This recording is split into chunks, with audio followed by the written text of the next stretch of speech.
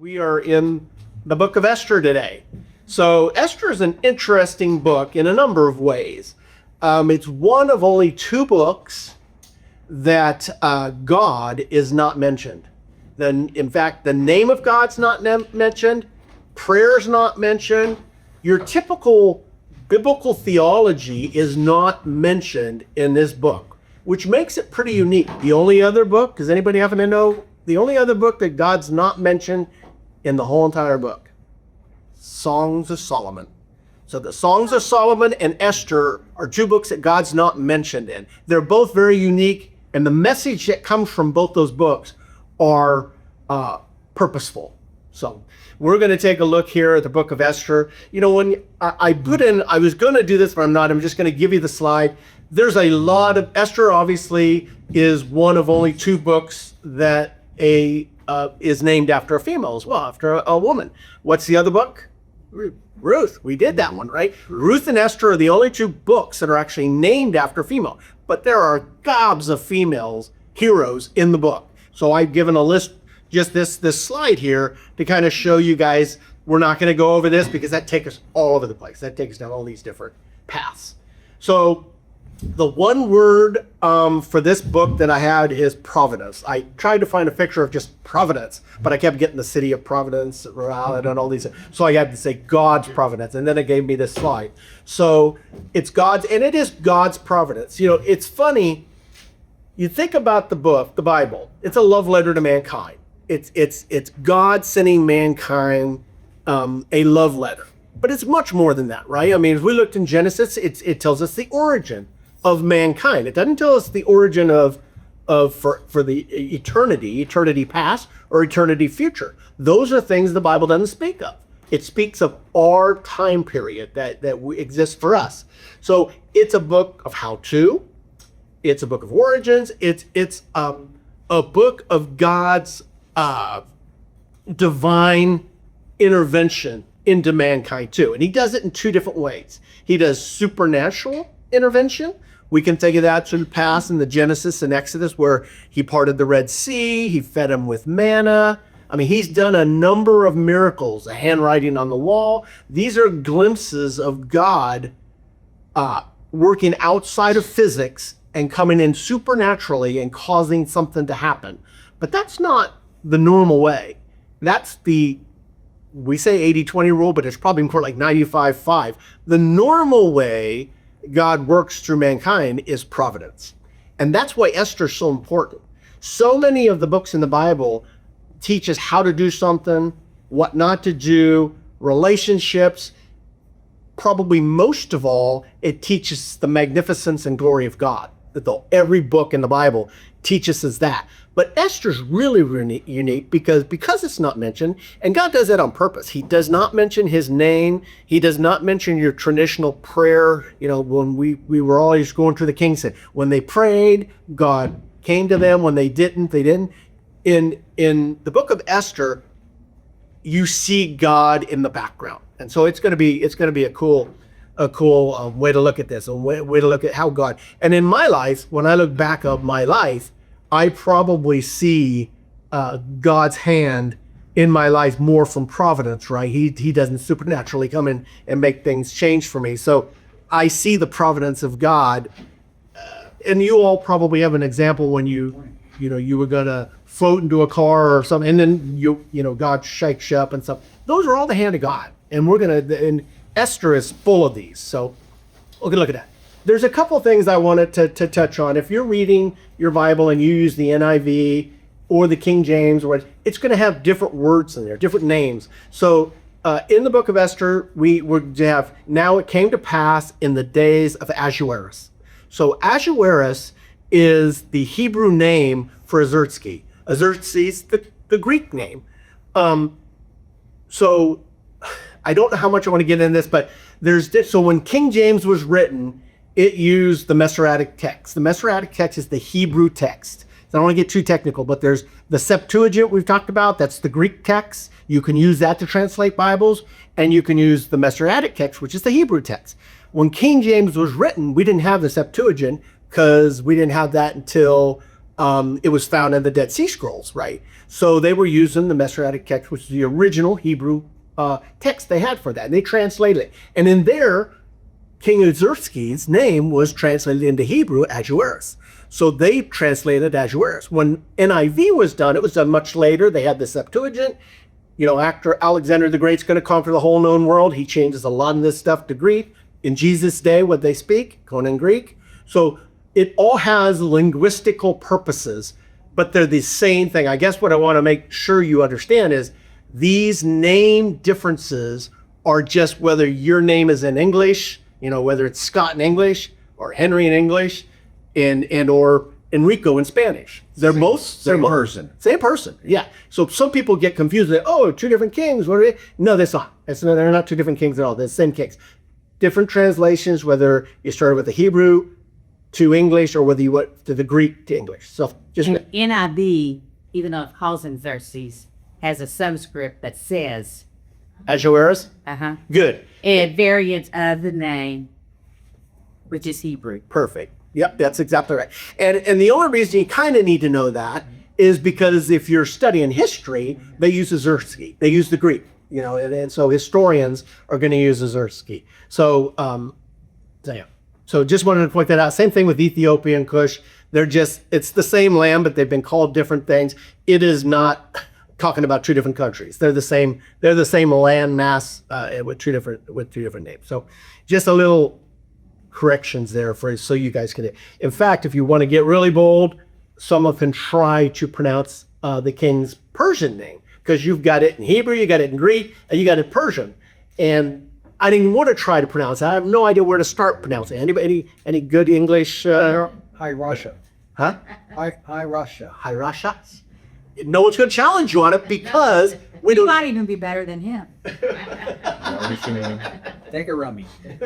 Yeah. So you know, those are three same person under Persian, under Greek, and under Hebrew. So the author of the book of Esther, we don't know, and there's a couple books in the Bible we don't know the author. And now, in other ones, I've said unknown as well, but tradition, the Talmud, you know, and the Tanakh, they tell you which they think the author was. But there's a couple books, Hebrew being ones in the New Testament, Hebrew, and Esther, I don't think God wants us to know. You know, if I was pressed for the book of Hebrews, I'd lean towards Paul, but we don't know it. I think that God, for the purpose of the book, did not let us know. And I think Esther is the same way. Some people put Mordecai's name on there because he wrote a lot of official documents we're going to see when we go through this once he gets lifted to prominence. But it's unknown, really. 10 chapters, short little book. It's all written in Hebrew, unlike Ezra that was written in part Aramaic. This is pure Hebrew. The time period, I wanted to put this because King Xerxes' reign was 21 years long. So it was from 486 all the way to 465. Esther's only like a 5-year period inside that reign. So she didn't occupy as queen his whole 21-year reign. She was just those 5 years. When it was written, we don't know the author, we don't know, but it was clearly it was written looking back on it, and there's no prophets mentioned. So it was after the period, but we don't know. We can't put a timestamp on it. Like I said in the beginning, the theme of this book is God's providence. It's His protection of His people and His providence, and we're going to see that. So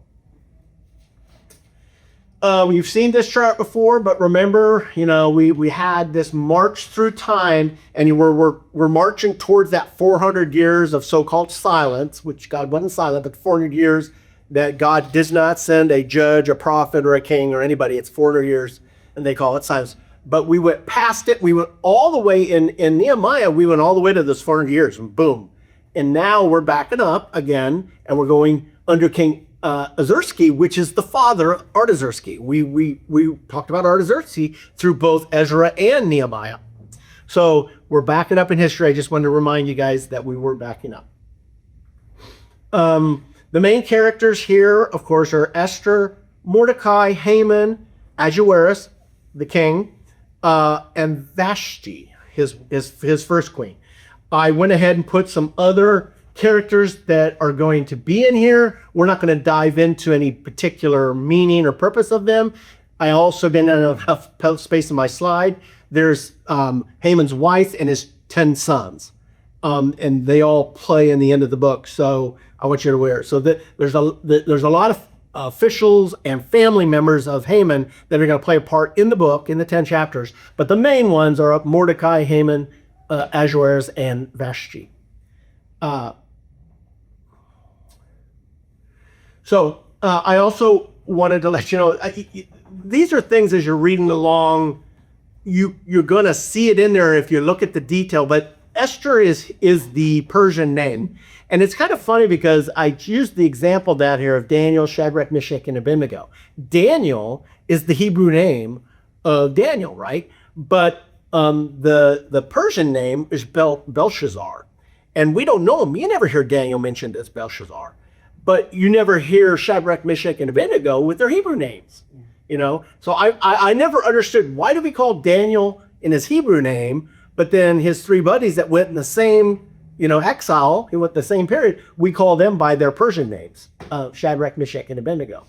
So Hannah is called by Esther, and Esther is her Persian name. And there's a reason that we call Esther by the Persian name, because Mordecai tells her in the beginning not to tell anybody who you are, not to tell that your origin is Jewish.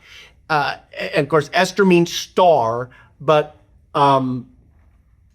Hadassah is her Hebrew name, and it means myrtle tree. And I got a picture of a myrtle tree here, and some of the commentaries talk about how the myrtle tree blossoms and it looks like a star. There's nothing biblical or that ties the two together, but they said, did they pick her name, her Persian name, which means star, because that's what they called her, because her Hebrew name was a myrtle tree was common in both Persia and Israel. So they were common trees that people would know, like we would know oak trees. They're a very common tree. So it blossoms like a star. So that's what some of the commentary said, is that she picked or chose her Persian name because of her Hebrew. But remember, at this point, no one knows her identity, or Mordecai's for that matter, right now. So you can kind of break it up into these 6 stages here. 1 and 2 is going to have Esther becoming queen. That's going to be how she becomes a queen. Then we're going to move to the plot to kill every Jew. We're going to talk a little bit about that. That's been tried before, right? It's not the first time Satan has used someone to try to completely annihilate every Jewish person in the world. In chapter 4, we're going to get Esther agrees to help. There's a little convincing that goes on there with Mordecai and Esther. That we're going to talk about the 2 banquets that Esther holds to present this information. Interesting enough, in these 10 chapters, there are 10 banquets if you count them. I mean, Persia must have been a party in place, because 10 chapters, 10 banquets. Esther herself holds 2 of them, and she holds these 2 to present the information to the king. And then Haman, his demise is in 7, and then 8 and 9 is them resolving the problem that they got into with Haman. What Haman's plot needs to be solved. That's 8 and 9. 10's 3 verses. 10's about Mordecai, 3 verses. You got a whole chapter. I'm not, chapters and verses didn't always exist, right? And I'm thinking, if you're dividing this book up, what made you pick chapter 10 with the last 3 verses in it? Just throw those last 3 verses in 9. But they did it. So we have 10th chapter with that. So we start out, that's kind of the introduction. We start out with chapter 1, verse 1, and it says, this is what happened during the time of Xerxes, who ruled over 127 provinces, stretching from India to Kush. 120, basically the map up there, it is the known Babylon, they conquered Babylon, remember, and it's the Babylonian world of the time. And now Persia is over that whole world. There's 128 provinces. King Xerxes in chapter 1 has a banquet, that one of the 10. And this banquet's 180 days. A 6-month party. Quite the party, right? I mean, have you ever been to a party for... My longest party before I was Christian, 3 days. Lasted 3 days long. why. It was just crazy. Should we ask details or just? No detail. Before I was a Christian, military, it was different. It was different. But 180 days, that's crazy. So there were in this party, it was huge. All the noblemen were there. It talks in the description of chapter 1 how the king didn't limit any wine. Everybody got to drink as much wine as they wanted. Everybody had a gold wine goblet or whatever they called it. And it was designed differently. Every single gold cup was completely unique and different. And the Bible described that, telling you of the, miraculous or magnificence of this party that King Xerxes was throwing for them. At the same time, banquet number 2, Vashti, the queen, was holding one for the women. In the Middle East, especially in celebrations, men and women held separate. They ate separately. They held separate things. They did not intervene. And it's kind of important because in here, during this party, I don't know that it tells us which day, but obviously after a few drinks, the king requests the queen to come in her crown.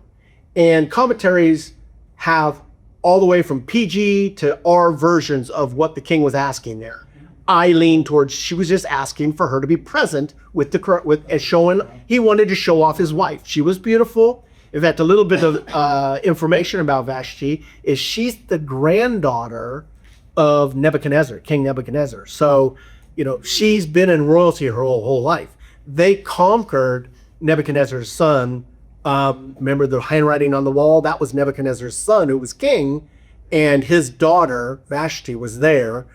We don't know how old, was she 2, was she 3, whatever. But whatever, she was in the royal courts, and when she grew up, King Xerxes took her on as a queen. But he calls her to come in here, come there, and she says no. And that presents a problem. And I actually skipped one of my notes too. And it's important, I say, in chapter 1, this party, it says in the 3rd year of his reign. So we know his reign was 486. So the 3rd year of his reign would have been 483.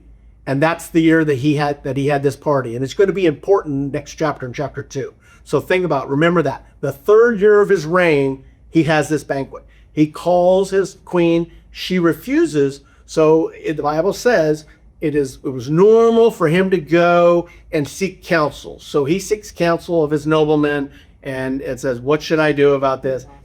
It's real funny because they say, you got to do something. You got to snip this in its rear end. Because if you don't, if the queen can say no to the king, all of our wives will say no to us. Sounds like the 60s and 70s, but you got to stop this. So what he does is he writes an edict out and puts his ring on it. And once in Persia, once you do something, you can't override it. Even the king cannot reverse an edict that he seals with his ring. And he does, and he takes her crown away and says she is banned from the palace and she can never be in the presence of the king again. So she's banished. So that sets up this. That sets up chapter 1. Chapter 2, you got to. Okay, so here it's. You can miss this if you're reading chapter 1 and then you're reading chapter 2. You're thinking the next day, next week, maybe next month. There. It's 4 years later. Chapter 2 takes place 4 years after. In fact, when it says later, you're going later that day. Later that day. Yeah, that's exactly right. I mean, if you don't, and you would not know this from the Bible because the Bible's not concerned about what occurred in those 4 years. But we're going to look at that. We're going to take a look at that. So the Bible is concerned about the story of Esther that it's telling, not the time periods. It's concerned about the theme of the story, not the time period of the story. And just so you can know, I put these times. The royal banquet was in the 3rd year. Esther becomes queen, which is what 2 is going to set up in the 7th year, and then Haman's plot, which is the 3rd. If you had to break this into 3 main themes, you'd break it into what caused the king to need a new queen, for the king to get a new queen, and then Haman and the overturn of Haman. So maybe 4 buckets. And if just so your information, they're this far apart: the 3rd year, the 7th year, and the 12th year. So what's going on in this 4th year? We're going to come back to 2, but first we're going to look at that. But I Go got ahead. confused because I thought Esther was only a 5-year time period. And she's not involved yet, right? So you have verse 1. So Oh, okay. I thought you meant the whole book of Esther was a 5-year. no, her well, it only no, because it starts. She's not there yet, right? Her 5 years hasn't even started yet, right? Her 5 year hasn't started yet. So Herodias is known as the what do they say? The father of history, you know, and he writes a lot about what was going on in this 4 years. We do not know from the Bible what went on for this missing 4 years that we do. But if you read history, we know. In fact, does anybody know about the Battle of Thermopylae? Does anybody? Yeah. I'll bet you everybody here knows what the Battle of Thermopylae is, but you know it from a different name. It's the battle that the 300, did anybody see the movie, The 300? That's where the 300 Spartans took on the whole Persian army in that narrow way, and they delayed them for 3 days. You know, it's a great movie. Of course, it's a little ugly, a little bloody, it's gory, but that's Thermopylae. That's the battle. And guess what? Azursky, in chapter 1 that we were reading, we wouldn't know it from reading the Bible. That's a banquet, which traditionally you bring all the wealth together, the noblemen and everything, and you're pitching this war. He was pitching for the 180 days the invasion of Greece. They were going to invade Greece. And then they did. Once that banquet was over, they went ahead and they invaded Greece. While they won that war, it was at great cost. And we know the story of the 300, the Spartans. They were holding them off, and the only reason those 300 Spartans lost is because they were betrayed, and the Persian army was showing another route to come in behind them, and they were able to come in through another route, come in and encircle them and get them from both ends, and they eventually lost. But Greece wasn't conquered, but that battle was eventually won by Persia. And why this is important to some degree, one, it tells us about the missing 4 years, but it also is going to tell us about this hatred or problem between Greece and Persia, because Persia gets conquered by who? Greece. Alexander the Great. Alexander the Great is going to eventually come 150 years from now. So we're talking about it, but 150 years from now, Alexander the Great's going to come, and he's going to remember these battles that his father, his grandfather fought, and he's going to attack Persia with vengeance. So a little bit of history in there in the Bible as well. There are other battles too that you can read about too.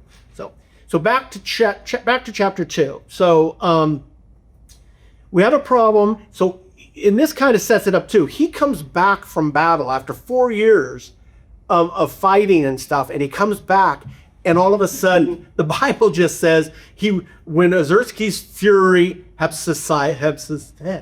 subsided. Well, I hope it's subsided. It's 4 years now. He's remembering his queen and what he had done, and he's lonely. You know, he would have come back from war, what? She would have greeted him, your wife, your queen. You know, it would have been a celebration. He was victorious, albeit it was a tough battle. He was victorious, and he was missing him. So his noblemen, they come up and say, we need to fix this. Let's have us go out to all 127 provinces that you control and get the most beautiful women from all those provinces. We're not told how many, but even if you had one woman from every province, that's 120 women that you're bringing to the king. If you had a couple, you're into 300, right? 300. So we don't know how many, but it was a number of women who came. And this is like the first beauty contest, I put it. That's God. I don't know if it was. Who knows? But they bring all these women in, and it's interesting when they bring them in, much like Shadrach, Meshach, and Abednego and Daniel, when they went into a year's training for how they were going to serve the king. Different types of training, but they trained for a year before they were brought in front of the king when they were brought in there, and that was under Babylon. But Persia was very, very similar. These women, before they could come into the king, they came in and they had a 1 year long beauty treatment. 6 months of softening their skin and smelling, and then 6 months of training them how to put on makeup and all that. There was a 6 month or a 12-month training period before they were presented to the king. So all of us men who complain about an hour in the bathroom before we can leave, we have nothing to complain about. So the king got a whole year before he got to. And the other interesting thing about this is you got one shot. Let's say there's 200 for a simple number of women, and you're going to come into queen over periods of time. And if you didn't make an impression on the king, you probably were, most women, most of them, in fact, I probably maybe all but one, or maybe two or three, were never called back for a second time. We're not told. Only Esther is told that she was chosen, so she came back and became queen. But if you did not make that cut, so one of 200, you went into his harem. You didn't get to go home to your family. You were his property. You know, now you went into the harem and you lived in the harem for the rest of your life and no relationship with the king, unless, I mean, so in principle, now you were, I don't even know what they did because the Bible doesn't tell us, and I don't know enough history to say, what did those, I mean, remember Solomon had, The runners up. huh? The runners up. What do you think? Yeah, what did the runners up? I mean, Solomon had 700 wives and 1,000 concubines. What did they do with them? You know, what's So you're saying the 200 women that were brought to him? to choose one. He's going to The choose one. 199 Go to his didn't harem. go back to their families. They were held in. They go into his harem, his second harem. Jeez. I know. Would not be put up with today. No, sir. Anyway, so of course we only have one king, and he doesn't treat women that way. King Jesus. It's a high risk, high reward. Yeah, I risk heck reward there. Depends on whether you're the king or the girls. So we have Esther in this group of large women, and this is providence, right? One, Haggai, the unit who controls all these women and preps them and trains them, he takes a liking to Esther. So he coaches her, and the Bible talks about it. He took a liking to her. He coached her what to say, what not to say, what the king liked, what the king didn't like. And she just sat back, listening to him and watching what the other women were doing. And this is providence and wisdom from God, where she knew exactly how to present herself. So not only was it providence that God gave her natural beauty, but God gave her a personality and or an appearance where Bible actually says not only did Haggai like her, not only was she chosen as the queen, but it says everybody who came across her gave her favor. So it kind of goes back to the promise of Abraham, and that scripture where it says, if you bless, the promise to Abraham, it says, if they bless you, I will bless them. If they curse you, I will curse you. We're going to see that everywhere. That's the best verse that is a picture of the book of Esther. So, and that's from Esther, that's Mordecai, and that's the Jewish people abroad and there. All of them, it's God's providence that he is protecting them against people who want to kill them. So anyway, so she's presented, the king picks her. At the same time, now we don't know, once again, there's gaps in these events, and if you're reading it, it's the very next verse that Mordecai is in front of the king's gate, and he overhears this plot. But you got to know that that's a special plot. Not just anybody sits at the king's gate. It's where business is conducted. So what was Mordecai doing there? Well, Esther was chosen queen. Her cousin Mordecai, who raised her as a daughter, did I tell you guys that? Her parents had passed away. Mordecai was the cousin. And he kind of adopted her, raised her. He was an older cousin. He was older than her, and he raised her as a daughter. Well, she becomes queen, and then he gets this position at the king's gate. While he was there, he overhears a plot to kill the king. And it's important because this also providence and sets the stage up. He tells Esther tells the king, they investigate it, and sure enough, these two guys were plotting to kill the king. And so it's very explicit in the Bible. It was written in the chronicles of the king.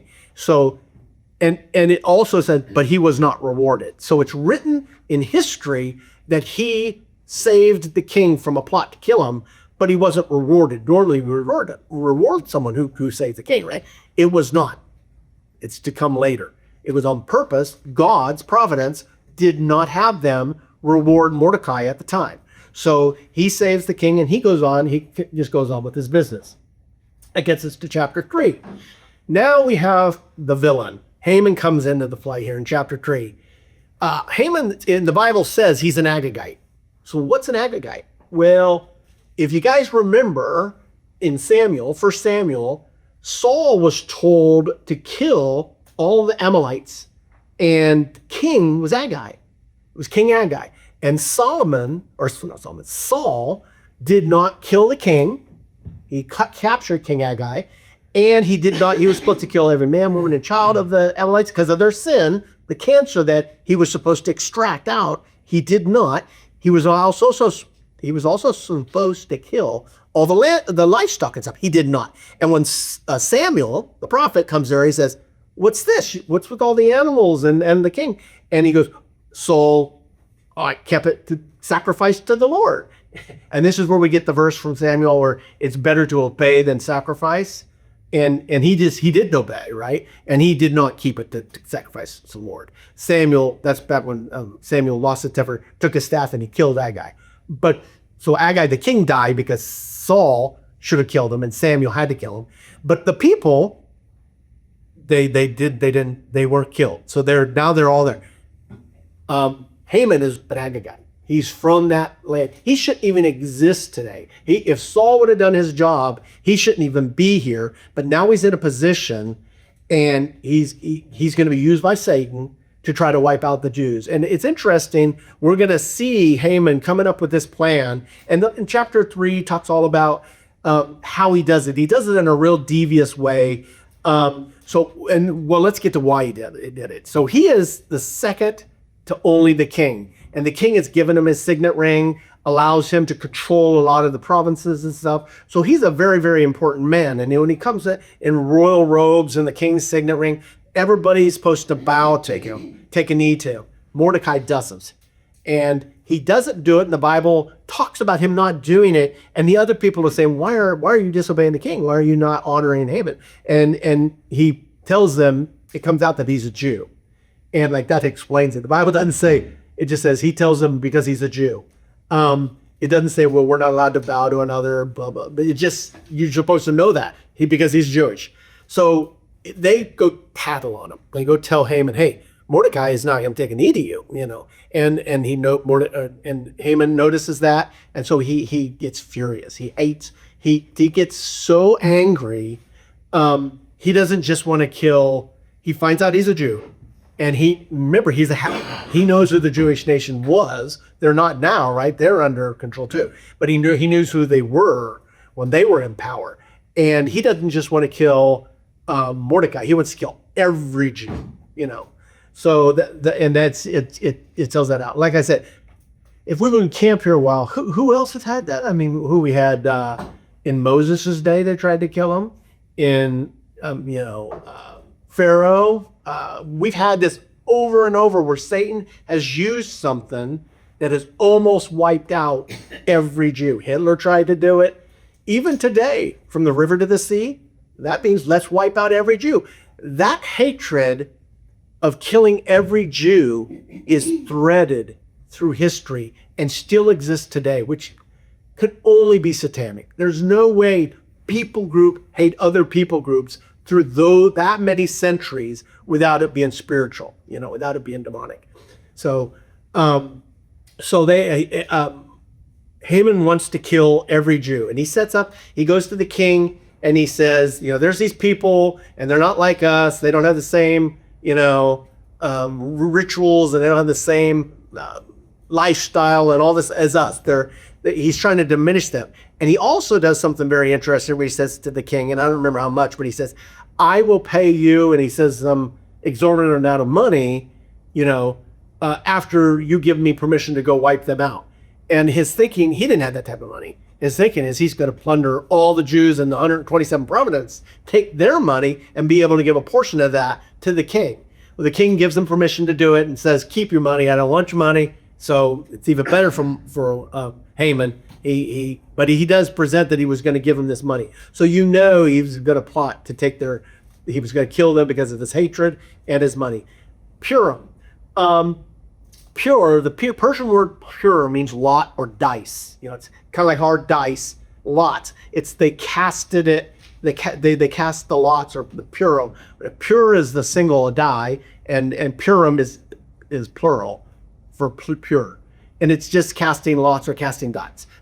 And so Haman's going to devise this method of, when am I going to carry the king's edict out? When am I going to go kill every Jew? So he casts the lots. And it's important because that's where we get the holiday Purim from, is that Haman cast the Purim to find out what month he was going to kill all the Jews. Notice here too, I put it in here on the 12th year of Xerxes in the month of Nisan. That's the first month of the Jewish year. Nisan's the first religious member. Nisan's the first month of the religious.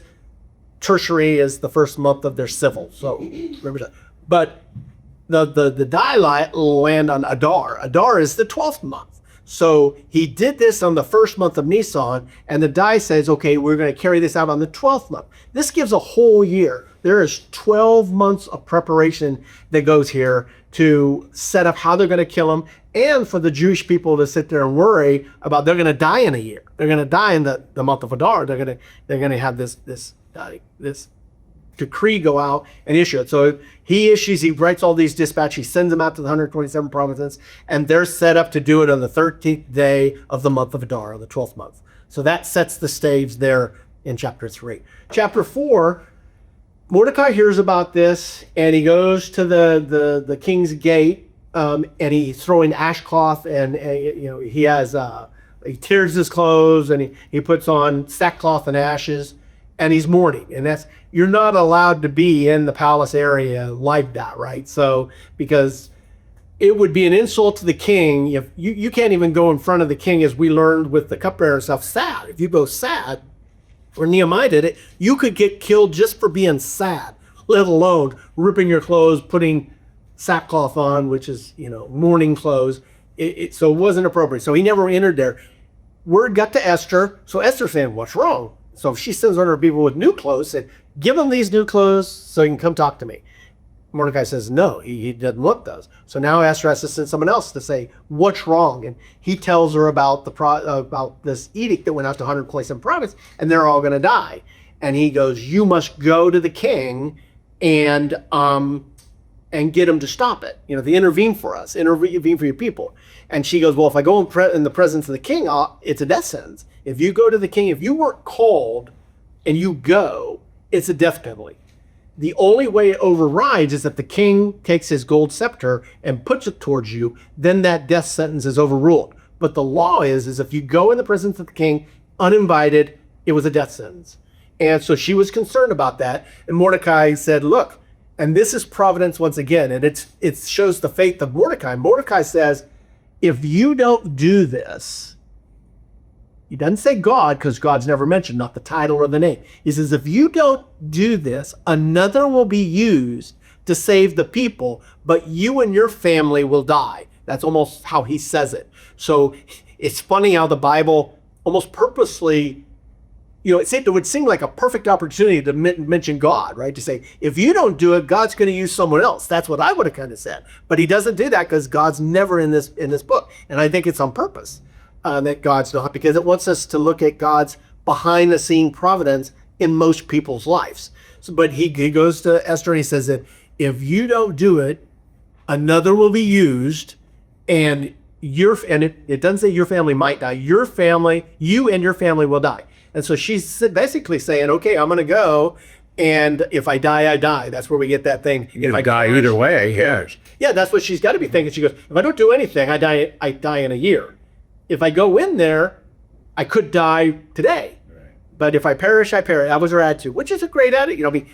Once again, providence, right? She's saying, it's not in my hands, it's in God's hands. If I perish, I perish. So that's what chapter 4 is all about. Is it's setting up this trip into to speak to the king for her people. And the king in chapter 5, it's her first banquet. She's going to have 2 banquets. It doesn't, once again, the Bible doesn't tell us why she's doing it in this method. The king, she goes to the king, he extends the gold scepter, so he accepts her to come in, and he asks, what do you want? And is this where he says, up to half of my, up to half of my kingdom? And we're going to get that again in John the Baptist, when the king is having a party, and his queen's daughter comes dancing, and he says, I'll give you up half of my kingdom. He makes that statement there too. And she wants John the Baptist's head, but that's another story. But here he offers half of my kingdom to her. She could have asked for anything, and she doesn't though. She says, I wanna have a banquet for you and Haman.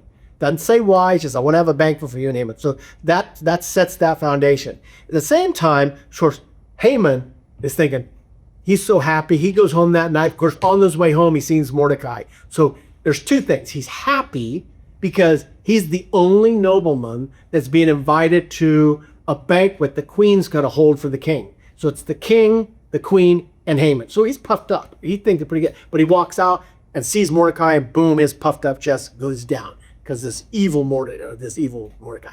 So he goes home, and his wife says, your problem's easy. Go build a 55 cubit, say gallows, but it's just a pill. In Persia, they built this sharp stick and they just impaled you on it. They just, you hung on this impaled stick. But they say, when we think of gallows here, we think of a noose and you're going to hang. That's not what Persia did not hang people. They stuck people on sticks, on pillars. Skewered them. Yeah, skewered them. And normally they were just regular sticks. But this one, she could build a 75-foot, pillar and put him on it. So, and he built it outside his house. So he was so confident.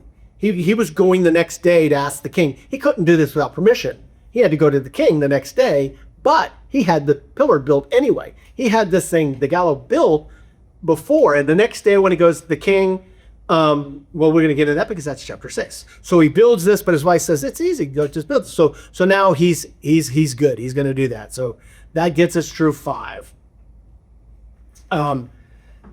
6, providence of God again, right? You get the king, he can't sleep. So first, the providence of God is making him unable to sleep. Then the providence of God is he asked for the Chronicles to be brought to him and read to him because he wants to, get tired. I don't know if you guys have ever read technical books and stuff, but I sure read, and it'll put me out. So he gets these Chronicles. Another providence of God. There's chronicles written every day of things the king did. What's the chance of these people grabbing the scroll of the chronicle of the day that Mordecai found the plot to kill the king and bring that? And then them reading that but that's what happens. So they grab a scroll, they bring it back to the king. This is years later, and they start reading the king, the chronicles, and they come across Mordecai finding out about the plot and telling the king. And the king says, did anyone reward him for that? Providence again. He wasn't rewarded when he should have been. And now, years later, the king's reading it. So, did we ever reward him for that? And they said, no, we never did. So he goes, I'm going to figure a way to honor him. And what he does is the next time when Haman comes in, he asks Haman, if I wanted to reward one of my people, how would you do it? And Haman's thinking it's for himself, right? I mean, he's like number 2. He says, I would get your royal robes that you've worn before and get your royal horse that you've ridden before. And I would dress the person up and I'd mount him on your horse and I'd have one of your noblemen lead them all through the town hailing, how much the king praises this person because he thinks he's going to be riding on that horse. And the king goes, I want you to do that and do it for Mordecai. And he had to wear, because he's there to ask king's permission to kill Mordecai. I can't do that now because now he has to honor Mordecai. So he has, this is humiliating, but in chapter 6, he has to go do all this honor for for Mordecai, and he's the one that has to do. He came up with the plan to honor him, and now he has to be the one that walks him all around and everything in honoring Mordecai. So he's really furious, right? So that's kind of a timeout in 6 where he ends up honoring Mordecai. I don't think there was anything else. The amazing thing when you're reading this book, though, is for a book that does not have God's name mentioned in it, for a book that does not mention the people falling to their knees and going to prayer to God, you see God all over it. And it's hopeful for me because that makes me comfort that God is all over my life, even when I don't see him, even when I don't know it's God. And he is, because we're his children. Chapter 7, we have Esther's second banquet. I didn't say it probably, but during the first banquet, the king pushed to say, okay, what are you asking for? What are you up to half of my kingdom? What are you going to ask? She goes, I want to honor you with another banquet, a second banquet. So we're not told why. I'm not sure why she didn't just lay it out there, but she didn't. And so the second banquet comes along, and the king says, okay, what is it you want? He offers the half of his kingdom again. And she reveals, she said, the adversary, the enemy is this vile Haman. She's got her and the king and Haman there. And Haman still thinks he's being honored because he's the only nobleman there. But she tells the king this Haman. And now Haman is just really worried, right? And she asks the king at this point to spare her people. So we have 2 problems, right? We have this enemy, Haman, which king's going to take care of right away. But then we have this problem that the plot that Haman already set up to kill all the Jews, that's already been dispersed out to 127 providences. So the king's enraged. He has to leave. He's so upset because he finds out his queen, one, is Jewish, and she's going to die with the edict that Haman convinced him to sign. And so he leaves, it says, to the garden. He gets out and he goes to the garden. Well, at the time, Haman knows he's done. So he falls on his knees in front of Esther on the couch she's leaning on. The Bible says she falls on the couch. And the king comes back and he accuses, are you trying to molest my queen in front of me? Well, he wasn't. He was probably pleading for his life. But you don't touch the queen either, right? I mean, you don't touch. So one of the other helpful servants says, oh, Haman's got this gallows that he built out there for Mordecai in front of his house. And the king says, okay, take him and use it on him. So the king has him seized. He goes out, and problem number 1 is solved. So in chapter 7, we have Haman is executed in the same method that he was going to execute Mordecai. The interesting thing in 6 and 7 is the role reversal that occurs. Haman wanted to be honored in the way he has to honor Mordecai, and he wanted to be, and he gets killed the way he wanted to kill Mordecai. The role reversal is amazing in these 2 chapters, so it's interesting. So they kills that. Now the queen, though, asked, can you save my people? And of course he can't.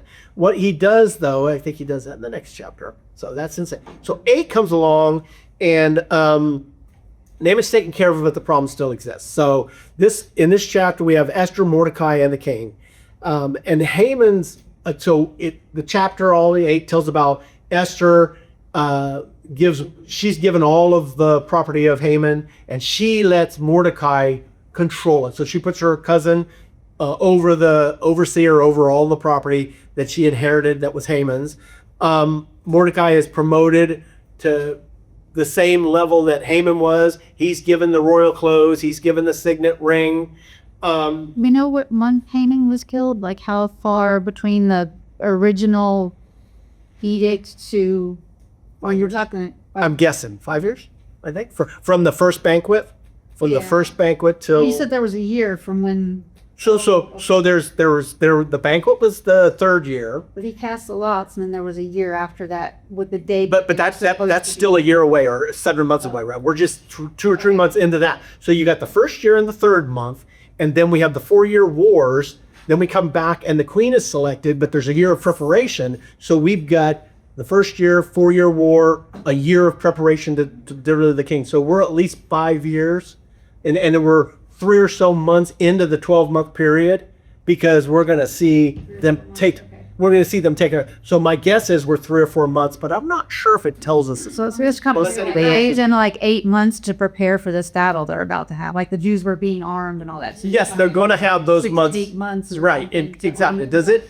Okay. You guys that are following along, does it say? It said, well, it says year 12 is when Haman starts the plot. From 7 to 12, right? So queen becomes queen at 7, 8, 9, 10, 11, 12, so 4 years later after she becomes queen. But that's the 4 year we talked about. I'm just wondering how Oh, so you long got a a person to get armed up. Like how much time do they have to arm themselves to fight this thing that's coming in? Well, that's a little providence of God too, and I'm turning the air down for you. Or I know you guys are shivering over there, so I'm going to see if we can make it. Oh, how's in your eye? It's comfortable. So in chapter 3, verse 7, in the 12th year of the king Uh-huh. is whenever he does the dice. Right. But you're asking, How many into the 12 months? Like how much time do they In have the to 12 prep for the battle? I don't know why, but I'm thinking It was fewer. in my head I have 3, but I can't for the life of me know why I have So a few 3. months. Yeah, a few months into So right the. now, months to prepare. No. It's early on because Haman goes to Esther and says, "You got it." I mean, he finds out about it, days or weeks after it was said, because he's going to get one too, because it was in the providence he was in, and then he goes to Esther. So all of this happened relatively fast, and so I don't know if we have 11 months, 10 months, Anyway, so.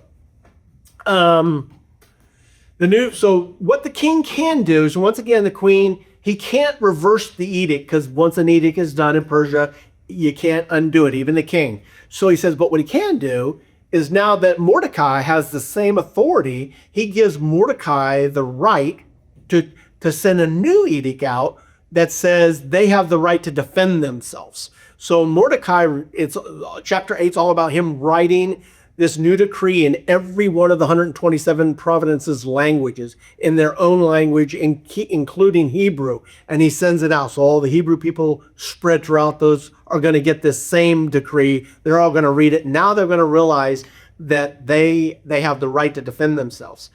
Very interesting. The Bible talks about when this happens is a lot of the people in the different provinces convert to Judaism. The Bible says they convert to Judaism.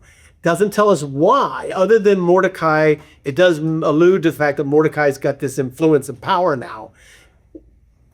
Did they really convert to Judaism? And are they now looking at... So this is the closest we get to seeing God and or religion, at least, in the book of Esther. The people in the provinces, where now the second decree goes out where they can defend whatever the Jews in those provinces were doing, and what Mordecai said which we don't know what Mordecai said in his decree either, has caused high official and noblemen in those vast places to convert to Judaism. So that's just an interesting thing that the Bible points out there. Anything else here? And so they set the date for the 13th day of Adar. I think that Haman's decree was for the 14th. So they did a decree to allow them a day before to defend themselves, so they could actually proactively go out and address this, rather than having to wait for the day on the 14th when they come after them. So the battle to kill all the Jews are failing. They're not. That didn't happen. They didn't do that. Well, it gets addressed on the 13th and 14th. So they're going to ask the king in next chapter, but they're going to go out on the 13th day of Adar, the 12th month. They're prepared. They've been preparing as months, right? And we don't know with what. Kind of like walking around the walls of Jericho before God destroys it. They're giving him praise. They're maybe hoping to. Right. I mean, or before it even happens. The Bible lets our imagination run a little wild here, because it doesn't tell us, right? It doesn't tell us what they were doing, how they prepared, or how they were victorious. But they're going to be victorious. They're going to be victorious in this battle, so much so that it becomes a day of Well, celebration. no Jews die, right? Isn't that It does not give us numbers on how many Jews died, but it gives us numbers how many they killed. So, but we know not.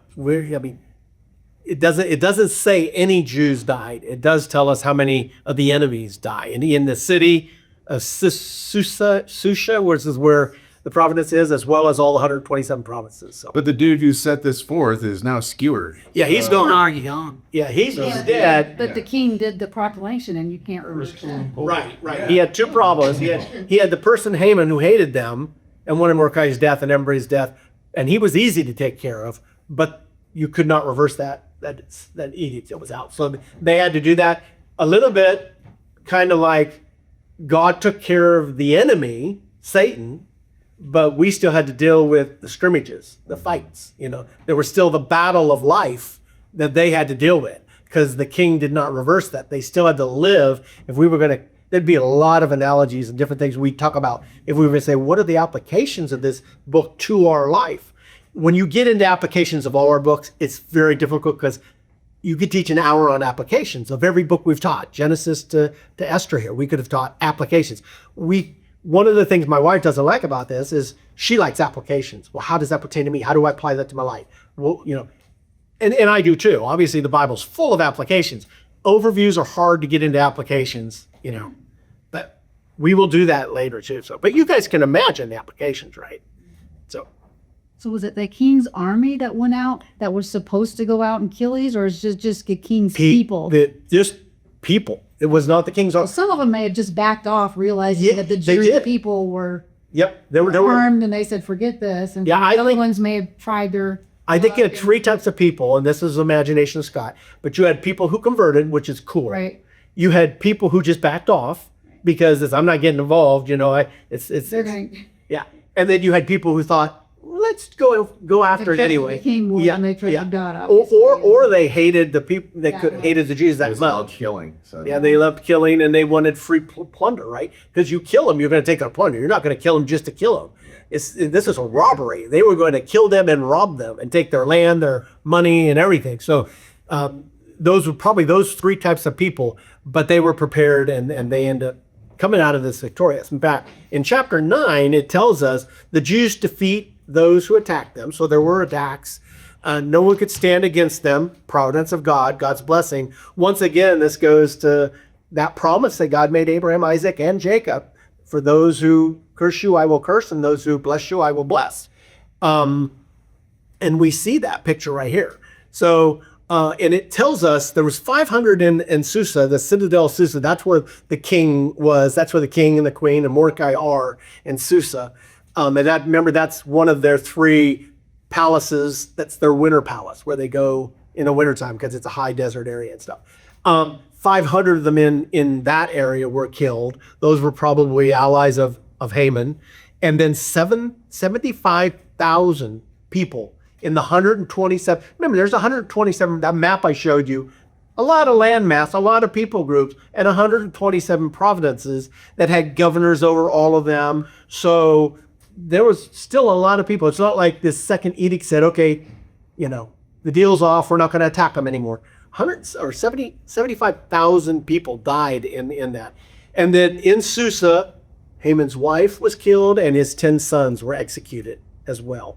And then Esther asked the king for an extra day to do so Susa was taking care of him one day. And this is going to be interesting in the way they celebrate the feast of Purim, because in the city of Jerusalem, they celebrate it one day. In the rural areas, they celebrate it for 2 days. And it's because in this battle, if you will, the city was taken care of in one day, but the provinces needed 2 days to clean up things. And the queen asked for a second day, and it was granted to her a second day. So did the battle happen on the 13th or the 14th? they had the decree go out on the 13th. So they had permission to attack on the 13th. The edict in the first one, they weren't supposed to attack until the 14th. Right. And they asked for an extra day in the 15th. I'm not sure. It sounded like it lasted very long. No, it was a 2 to 3 day. It was a 2 to 3 day. It was quick. Yeah, it was not. And remember, these are not army against army like you would. These are people. These are just people. Communities. Yeah, these are just Terrorists, basically, like we're dealing with it now. It's just like our inner cities. Yeah, just running against each other. Yeah. whoever's. Just think if every single community won. right, if our governor gave permission on a certain day for everybody to attack Christians, What's the name? you know, Oh, it's terrible. Yeah, The purge. is that right? Yeah, I mean, it would be that type of a scenario. People No against laws, just people, every yeah, and that's kind of probably what it was. whoever wins wins. People against people, though. It wasn't the horses and the chariots, and it wasn't war against, or what army against army mean. So this to this day they celebrate Purim. Now, if you go looking at Purim, it's kind of turned into Mardi Gras, more or less. It is the biggest holiday in Israel, Jerusalem, for the LGBTQ. Percentage wise, Israel is huge on the LGBTQ plus Yeah. community. Yeah, and they not taken it over, but it's a today. It wasn't like it was then. It's a different celebration today, but it's still celebrated today. The interesting thing is, when we did the book of Leviticus, we looked at these 7 Moedims. These are called appointed holy days. They're in the book of the law, and they're mandated to celebrate these days. Purim is not one of those. There's 3 feasts in here where they have to migrate back to Jerusalem. You've got unleavened bread, Pentecost, and Tabernacles. Those are the 3 feasts, and these 7 days are told how to celebrate them and to celebrate them every year. But we have a bunch of other days too. Purim, we just went over. Purim exists because of the book of Esther, and they celebrate it every year now. In fact, the book of Esther is read out loud every year because of Purim. And it was because God's providence saved their whole nation. You got Hanukkah. Hanukkah's not in the Bible. Hanukkah is not in the Levitical law to celebrate. How do we get Hanukkah? You got to read that 400 years of supposed silence. They got the Maccabees, right? When Greece goes in there and does the first abomination that causes desolation, they have to reconsecrate it. They have the rebellion of the Maccabees, and that sets up Hanukkah. That's why they celebrate. So these other holidays, while they're not explicitly mandated in the Bible to have to celebrate, they do celebrate them because of events of providence. Most of these are God's providence saving the people. I went ahead and gave this chart. We're not going to go over all of them. We would do this. These are all the holidays that they said that the Jewish, and when they celebrate them. It's interesting. Europe has a lot where I used to have a lot of people I managed over in Europe and stuff. And they had so many vacations and holidays. Every time we wanted to get project going or something, they were on vacation or they had a holiday. They had all of them. The Jews had their share of holidays as well. The United States, I think I've never studied this. We probably have the least amount of holidays as anyone. Well, that way we actually get off work. That we get off The work. postal work goes Yeah, more than we. Right. But We don't have as many as most of the countries take. And the Jews have their share of days off and stuff. So, chapter 10, like I said, is literally chapter 10 has 3 verses in it. I should have just put the 3. I don't know why I didn't do that. I should have just put the 3 verses up there and said, but it honors Mordecai. It says, he becomes second in command in the whole empire, and he watches over the welfare of the Jewish people. That's basically how it ends. And 3 says Mordecai, the Jew, was second in rank to King Ahasuerus, and that's the end of the book of Esther. But I wanted to point out, once again, in the promise that God gave to Abraham, Isaac, and Jacob, I will bless those who bless you, and whoever curses you, I will curse, and all the people on earth will be blessed through you. Now we know all the people will be blessed through them because Jesus Christ, the Messiah, comes through their seed. That was one of the promises one of the 3 promises that were made to Abraham, reiterated to Isaac, and reiterated to Jacob. But the overarching blessing too is I'm going to basically watch over you throughout history. So, like I said, the book of Esther has God's fingerprints all over it, but never mentioned, which is amazing. so why is she only queen for 5 years? Does she die? Is she booted out too? Yep, not told. Don't have it in history. Or anything? Nothing in history tells us anything more about Esther, and nothing in the Bible tells us anything more about Esther. It's just this. Yeah, exactly. And there's a meal now. Yeah. We'll get to talk to Esther. We'll get to talk to Esther in heaven, and so I like how verse in Romans 8:28 says, and we know that all things God works for good of those who love him, who are called according to his purpose. And this promise that God made to Abraham to watch over the Jewish people has somewhat been made in a different verbiage to all of us, to all the believers, that we know that God's providence, like in Esther, is over us, and all things will work together for those who are in Christ Jesus, for good, for those who are in Christ Jesus. Think about the book of Esther. If you were to win it at any one slice of time in a chapter, you'd have said, where's God? I mean, look they're going to get killed. The date's been set, But at the end, all things worked out for good. And that's kind of like our lives too. If we look at a sliver of our lives, we might say, God, where are you? What are you doing? But I've always said that I can look back at Scott Henry's life and see how God was in my life 30 years ago, 40 years ago, 20 years ago, 10 years ago. I want to live a life and be walking with Christ so close that I could see God's hand today. And I'm not there by any means. I can look retrospectively in my life and see how God has intervened and kept and protected me and brought me to where I am. But my walk is not so close. I don't know if you can attain it. It's a target to shoot for, that you can be walking so close to Christ that you see God's hand each and every day of your life. Even during the bad times. Even during the bad times. Easy to see it in the good times, right? Because it's a good time. Yeah. But it's hard to see God's plan in the bad times. And Esther's age when she became queen was pretty young, like 14, 15, 19. So We're not told but young. Yeah. real young. Because they were all young, right? But we're not Well, told. she was, not queen around 25, 20. I mean, Right. okay. She was probably a teenager. This gets us to the end of the history books. So we've gone from Genesis to Esther. This is going to now, the history books are done. We're going to start the 5 wisdom books with Job next week. So we're going to start the book of Job, which is a big book. It's an interesting book in and of itself as well. It's got some, Cover the whole book in one. I don't know yet. I'm going to start putting it together and see what I can do. I'll know what I think you can do it. I'll know when I start doing it, I put it together. So, I think you can do it. yeah. So, and I put these charts in there. This one you've seen before. I tried to make a new one. I didn't really like it, but I made it. So this kind of shows the stepping through Abraham, through Joshua, Judges, Kings, Esther, and Ezra. And it leads us with Esther and Ezra to these 400 years. And from 400 BC to 4 BC when Christ was born, which is an interesting story why Christ wasn't born on 0, but he was born in 4 BC, which is another lesson or another story. And I gave you this chart too. It kind of shows, I liked it when I found it.